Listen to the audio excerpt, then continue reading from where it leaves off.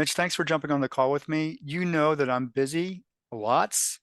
Now I'm doing something really special in 2025, but really between now and then, there's lots of things to do. So I'm raising $1 million to eradicate suicide, but more importantly, to help people who have failed and for those who have family or friends who have died by suicide.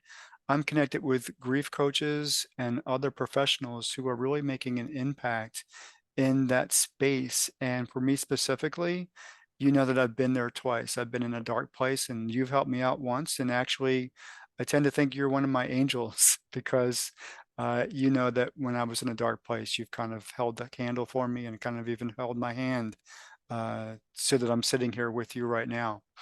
In order to get to 2025, however, there's lots of things going on. And so I'm having lots of conversations with people, and you're one of them. And so, from your perspective, I would really like to know, where do you see this going? What's the big picture here? Hmm. Yeah, when I think of suicide, mental health in general, the word that comes to mind is hopeless. Hmm. If not to speak obviously for anyone else but myself, but I think the common thread that we see in suicidal attempts is the idea of hopelessness. I don't have any more answers. No one else needs me. I don't want to face tomorrow. I've dug myself a hole that I can't get out of. I don't want to try getting out of it. I can't get out of it. It'll never end, on and on.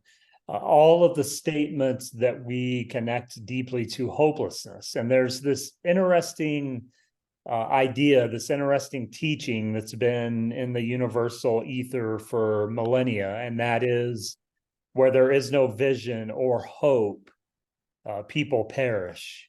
And that's really intriguing when you connect that to human behavior and the idea of hope is something that we discount too often.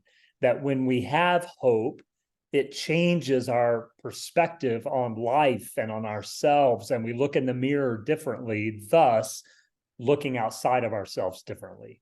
When we have hopelessness or we're hopeless, we look in the mirror differently and we see the shadows far more often than we see the light.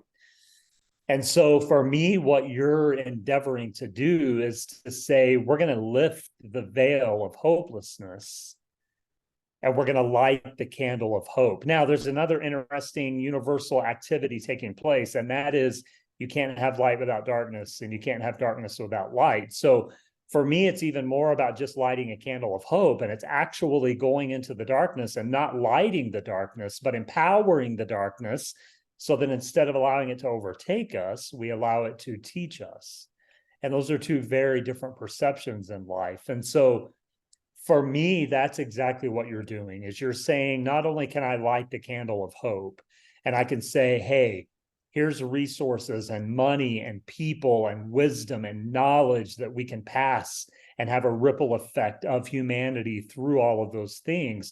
But we can also change the language around darkness. And we can talk about how darkness doesn't have to be an overcomer toward us. We can actually be an overcomer toward it, not by suffocating it, but rather by learning from it. Darkness can be a wonderful teacher. The shadow can be actually be our best teacher if we know the right perspective. And so when I look at hiking a trail, especially the AT, what I think about is the danger and the darkness that we so often talk about. And you and I've actually laughed about that before, about how this could and can be a very dangerous thing.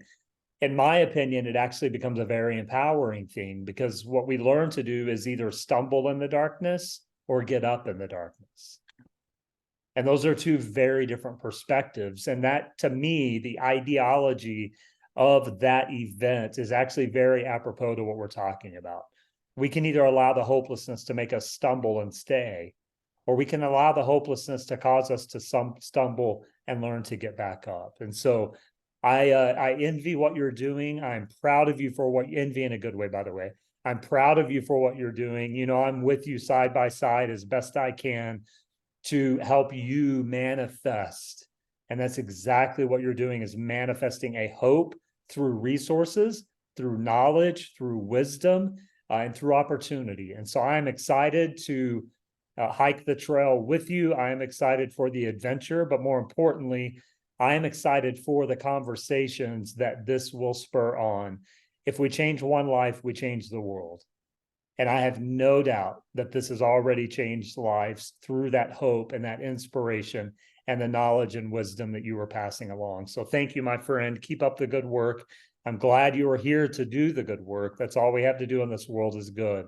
And you know, I'm with you side by side, and it's going to be amazing to take this trail with you, to make this event happen, and to really open the eyes of some and hopefully ease the pain of others, that we can be a candle in the darkness and maybe be a hand in the darkness and also the light. Mitch, I appreciate that. And I'm looking forward to you walking the trail with me in Yes, 2025. yes.